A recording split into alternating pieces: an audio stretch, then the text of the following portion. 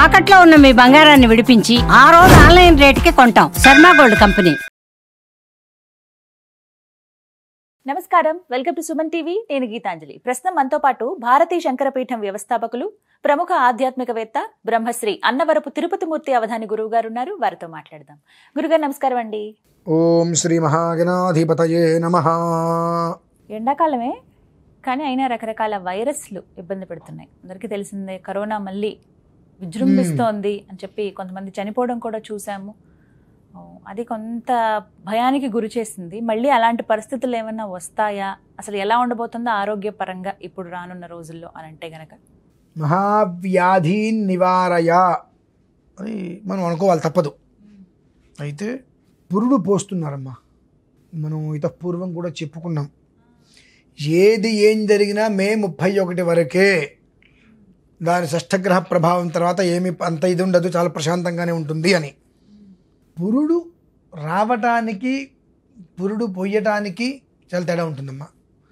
ఇది లేని దానికి గర్భాన్ని చూపించి ఆ గర్భంలో ఏదో ఉన్నది అని చెప్పి దానికి పురుడు పోసిన చనిపోతుంది అన్నట్టుగా దాన్ని చిత్రీకరంగా తీసుకొని వస్తున్నారు మినహాయిస్తే శాస్త్ర ప్రభావంలో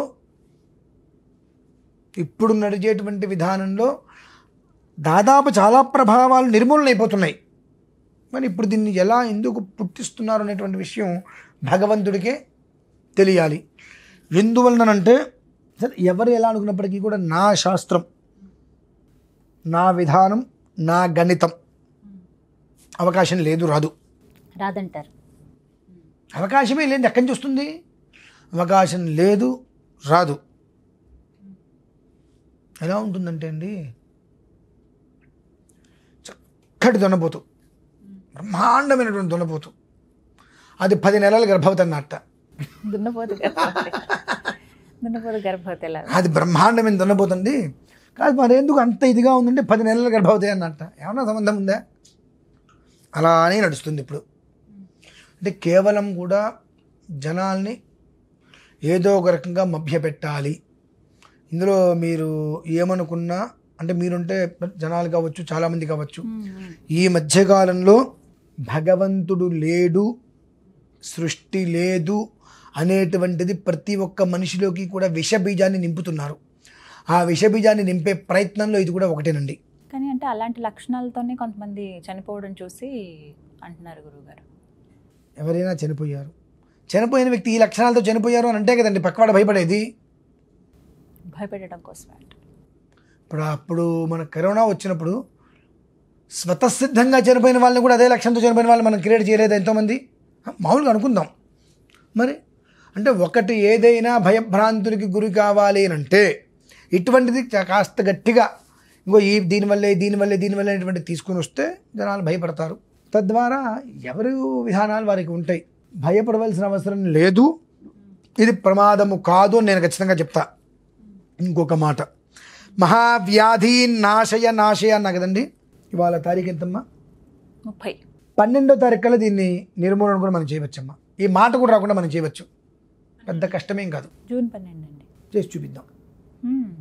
ఒకప్పుడు ఇలానే కరోనా వచ్చినప్పుడు పూర్తి లాక్డౌన్ అన్నారు. 75వ రోజుకి మొత్తం మనందరం నోటి మీదకి వస్తామని చెప్పి ఇదే వీడియో చేశాము. తర్వాత ఒమిక్రాన్ ఏదో అన్నారు. 15 రోజులలో మళ్ళీ లాక్డౌన్ అండి అన్నారు. 15 రోజులలో పేరు లేకుండా మనం కొన్ని మహామంత్రాలు పారాయణ చేసాం. ఇప్పుడు ఇందాకే కదండి రుద్రం గురించి ఎలా ఉంటుందో మనం చెప్పుకున్నాం. ఈ 11 రోజుల పాటు నాకు రెండో మనిషితో సంబంధం లేకుండా ఆయన ముందు కూర్చొని రుద్రం పారాయణ చేయడం మొదలు పెడితే, శతరుద్రం పూర్తి చేస్తే వ్యాధి అనేటువంటిది ఉంటుందా? ఇంకా ఉంది. అందులో చెప్పబడింది, భూత ప్రేత పిశాచ బద్ధ బ్రహ్మరాక్షస యక్ష యముదూత శాకిని ఢాకిని హాకిని సర్ప శ్వాపద తస్కర జ్వరాది ఉపద్రవాదులు. ఉపద్రవం అంటే ఇటువంటివి అనేకం. అన్నీ కూడా పూర్తిగా నశింపజేస్తాడు ఈశ్వరుడు అని చెప్పబడి ఉంది. మంత్రైహిక ద్వ్యాహిక త్రియాహిక చతురాన్హిక ద్విజాభిత అస్థిగత చర్మగత రక్తగత అని కూడా ఇందాక మనం చెప్పుకున్నాం. ఇటువంటివి ఏవైనప్పటికీ కూడా పూర్తిగా నిర్మూలన చేసేటువంటి ఈశ్వరుడే.